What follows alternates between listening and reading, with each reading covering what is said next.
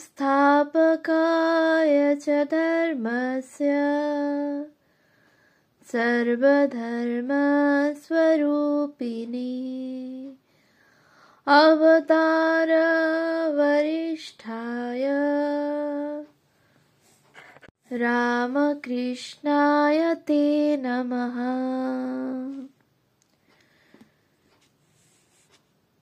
শ্রী রামকৃষ্ণ ভক্তমালিকা স্বামী গম্ভীরানন্দজির অনুবদ্ধ রচনা থেকে পাঠ।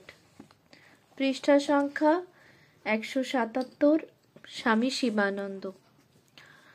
ঠাকুরের সেবার জন্য তারক সর্বদাই প্রস্তুত ছিলেন এবং সুযোগও খুঁজিয়া বেড়াইতেন। তিনি পরে বলিয়াছিলেন, কি ভাগ্যবানী আমরা, পান সেজে তামাক সেজে খাইয়েছি, তার সেবা করেছি, আদর ভালোবাসা কত পেয়েছি। ঠাকুর কিন্তু সর্বপ্রকার সেবা এই সেবকটির হাতে লইতে প্রস্তুত ছিলেন না। তিনি ঝাউতলার দিকে গেলে উপস্থিত কেহ গাড়ু লইয়া যাইতেন। একদিন অন্যের উপস্থিতিতে তারকই গাড়ুটি লইয়া চলিলেন। ফিরিবার পথে ঠাকুর যখন দেখিলেন যে তারক গাড়ুটি আনিয়াছেন, তখন বলিলেন, তুই কেন জলের গাড়ুটা আনলি? তোর জল আমি কেমন করে নেব? তোর সেবা কি আমি নিতে পারি? তোর বাবাকে যে আমি গুরুর মতো শ্রদ্ধা করি।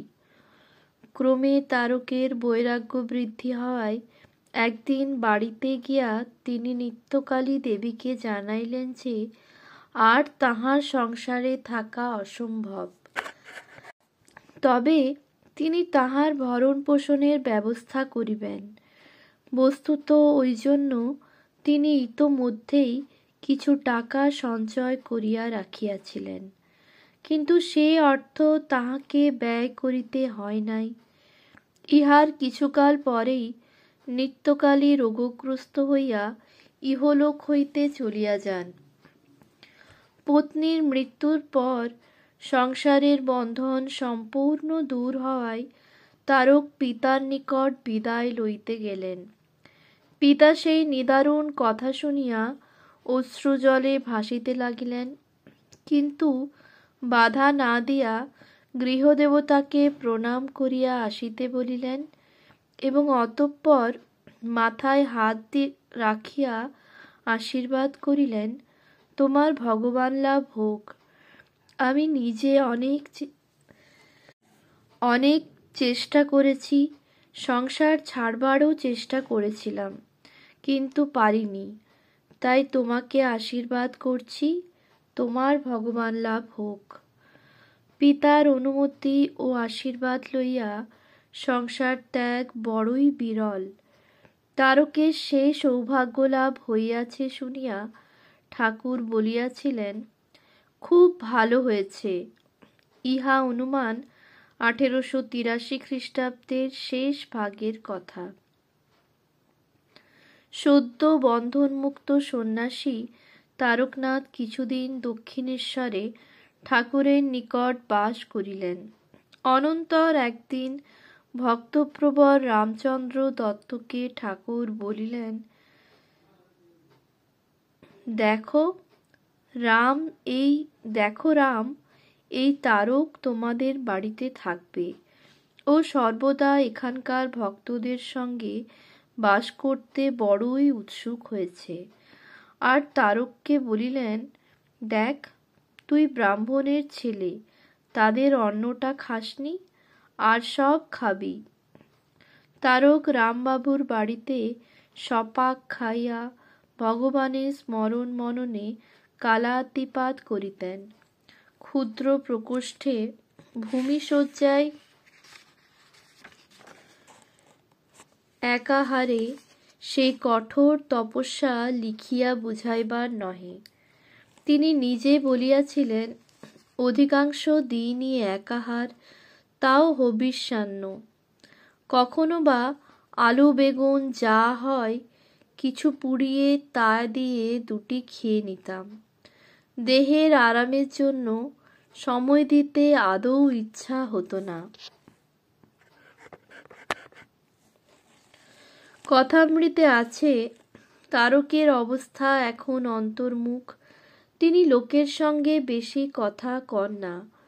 পঞ্চম ভাগ, পৃষ্ঠা 81, অখণ্ড সংস্করণ, পৃষ্ঠা 274। পথ চলিতে তাহার দৃষ্টি পদাঙ্গুষ্ঠ নিবদ্ধ থাকিত। একদিন ওইভাবে গঙ্গা স্নানে যাইতেছেন, এমন সময় এক পরিচিত ভদ্রলোক কথা বলিবার জন্য পশ্চাৎভাগ হইতে অগ্রসর হইলেন এবং নাম ধরিয়াও ডাকিলেন।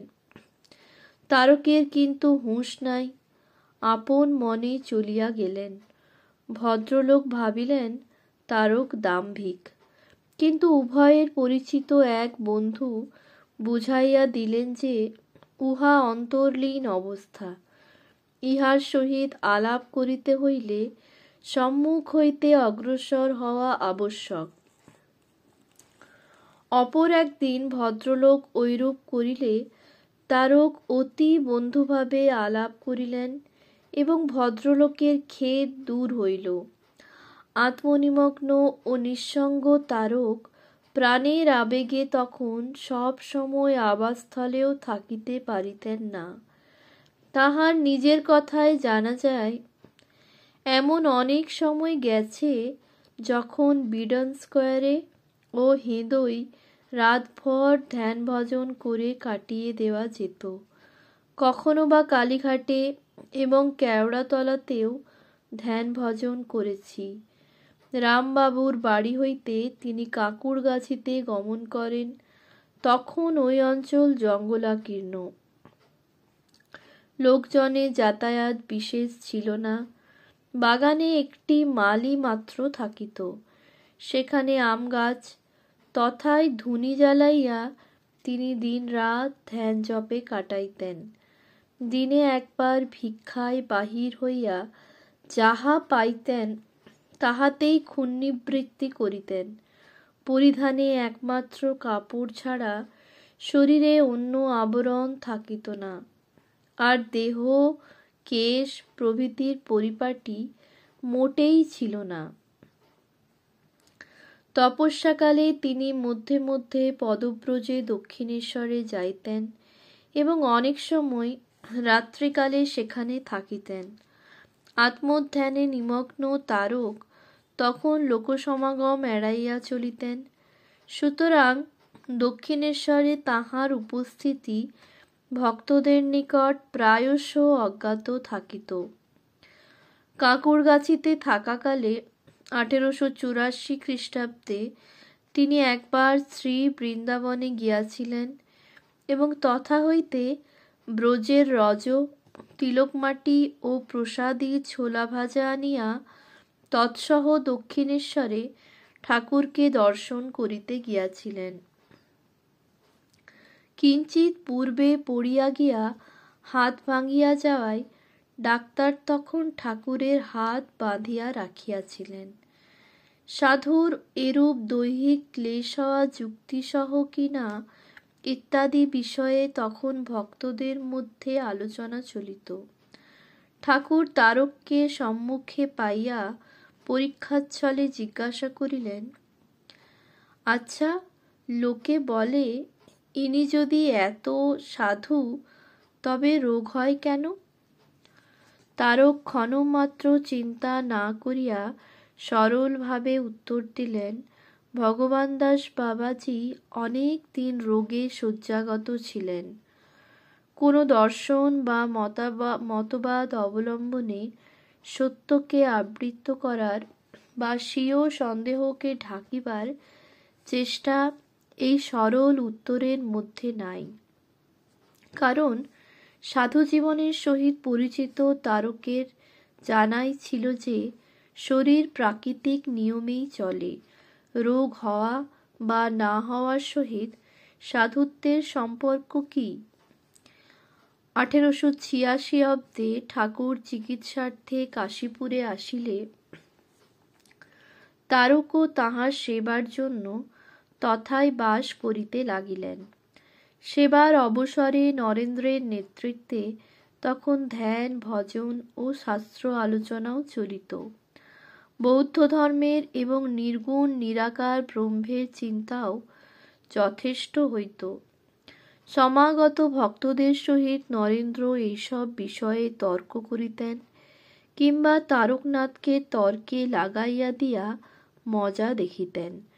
ভক্তেরা ইহাদের ভাব বুঝিতে না পারিয়া একসময়ে ইহাদিগকে নাস্তিক পর্যন্ত মনে করিয়াছিলেন। কিন্তু ঠাকুর বুঝাইয়া দিলেন যে সাধক জীবনের উহা অবস্থা বিশেষ মাত্র, দুশ্চিন্তার কিছুই নাই।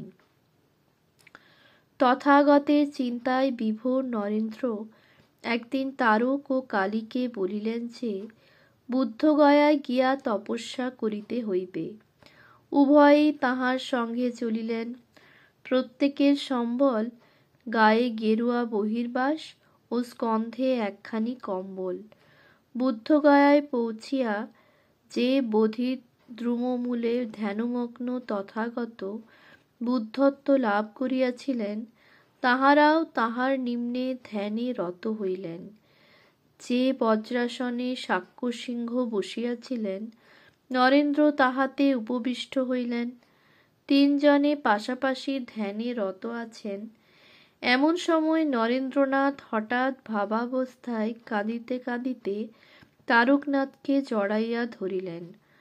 মুহূর্ত মধ্যে আবার সহজ অবস্থা লাভ করিয়া ধ্যানে বসিলেন। স্বামী অভেদানন্দের বিবরণ একটু অন্যরূপ। তাহার মতে এই ঘটনা হইয়াছিল পরদিন প্রত্যুষে ৮ বা ৯ এপ্রিল ১৮৮৬, যখন তিনজনে সারা রাত্রি বোধিদ্রুমের নিচে ধ্যান করিয়া পুনর্বার প্রত্যুষে মন্দির মধ্যে ধ্যানে বসিয়াছিলেন। নরেন্দ্রের বামে ছিলেন কালী, অভেদানন্দ ও কালীর বামে তারক। এই ঘটনা সম্বন্ধে নরেন্দ্র কালীকে বলিয়াছিলেন, বুদ্ধমূর্তি থেকে তোমার পাশে তারকদার দিক দিয়ে একটা জ্যোতি পাস হয়ে গেল। স্বামী অভেদানন্দের জীবন কথা। সম্ভবত এই বিবরণ শুনিয়াই স্বামী অদ্ভুতানন্দ পরে বলিয়াছিলেন, সেখানে বুদ্ধগয়া তো লোরেন ভাই তারকদাদার দেহে একটা জ্যোতি প্রবেশ করতে দেখেছিল। কে জানে নিরাকারের চিন্তায় নিমগ্ন তারকের সহিত নির্বাণমার্গী বৌদ্ধগণের কোনো অলৌকিক সম্বন্ধ ছিল কিনা। পরে তারক কর্তৃক জিজ্ঞাসিত হইয়া নরেন্দ্র বলিয়াছিলেন, মনে একটা গভীর বেদনা অনুভব করেছিলুম। সবই তো রয়েছে, কিন্তু তিনি কোথায়? বুদ্ধদেবের বিরহ এত তীব্র হতে লাগলো যে আর সামলাতে পারলুম না। কেঁদে উঠে আপনাকে জড়িয়ে ধরলুম। সেই রাত্রি ধ্যানেই কাটিয়া গেল। তাহাদের ইচ্ছা ছিল বুদ্ধগয়ায় কিছুদিন থাকেন, কিন্তু ভিক্ষালব্ধ মড়ুয়ার রুটি নরেন্দ্রের পেটে সহ্য হইল না। আবার শীতবস্ত্রের অভাবে রাত্রিতে নিদ্রার ব্যাঘাত হইতে লাগিল। সুতরাং ৩-৪ দিন পরেই তাহারা গয়া হইয়া পুনর্বার কাশীপুরে উপস্থিত হইলেন। তাহাদিগকে দেখিয়া ঠাকুর সকৌতুকে একটি অঙ্গুলি চারিদিকে ঘুরাইয়া পরে বৃদ্ধাঙ্গুষ্ঠ নাড়িয়া বলিলেন, কোথাও কিছু নেই। অবশেষে নিজের দিকে অঙ্গুলি নির্দেশ করিয়া বলিলেন, এবার সব এখানে, আর যেখানেই যাও না কেন কোথাও কিছু পাবে না। এখানকার সব দোর খোলা। কাশীপুরে ফিরিয়া আসিয়াও তাহাদের ধ্যানের নেশা অনেক কাল ছিল। তাই তাহারা প্রায়ই দক্ষিণেশ্বরে রাত্রিযাপন করিতেন এবং কখনো বা সেখানে থাকিয়া যাইতেন। ওম শান্তি শান্তি শান্তি।